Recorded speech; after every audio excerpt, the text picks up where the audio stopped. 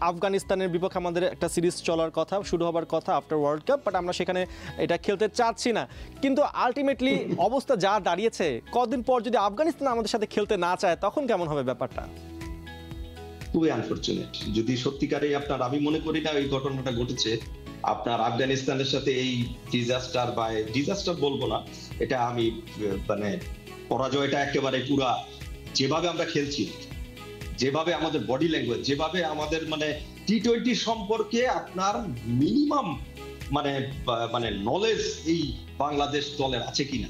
আপনার অনেক সময় বলে আর কি, আমাদের পাপন ভাই বললেন যে হার্ট অ্যাটাক হয়। আমি তো বলি যে বাংলাদেশের মানুষরা অত্যন্ত বিরক্তিকর ক্রিকেটের আপনার আর দেখ, ফুটবল বা অন্যান্য ইভেন্টের থেকে কিন্তু ক্রিকেটে অনেকটা পিছিয়ে সেই একটা জায়গাতে, কারণ হচ্ছে কি ক্রিকেটে বৈশ্বিক যে খেলাটা, বৈশ্বিক যে কম্পিটিশন, সেটা কিন্তু অনুপস্থিত। মাত্র 12টা ফুল মেম্বার কান্ট্রি রয়েছে।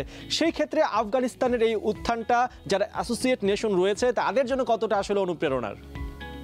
এটা ফ্যান্টাস্টিক। আপনি যদি চিন্তা করেন যে বাংলাদেশের সাথে মানে খুবই দুর্ভাগ্যজনক ভাবে কম্পেয়ার করতে হয়, একটা দল আপনার টেস্ট স্ট্যাটাস পেল আপনার 2018-এ, ওয়ানডে ক্রিকেটের স্ট্যাটাস পেয়েছে 2017। সেই দলটা যাদের আপনার মানে হোম গেম খেলতে পারে না, যারা পুরাটাই যাযাবরের মতো ক্রিকেট খেলছে, দে আর ডুইং ফ্যান্টাস্টিক। এবং অন দ্য আদার হ্যান্ড, আমার বারে কম্পারিজনে চলে আসে, বাংলাদেশের অনেকে দেখি অদ্ভুত ভাবে কম্পেয়ার করে যে ওরা ফ্র্যাঞ্চাইজি লিগ খেলে, that's why they are playing good.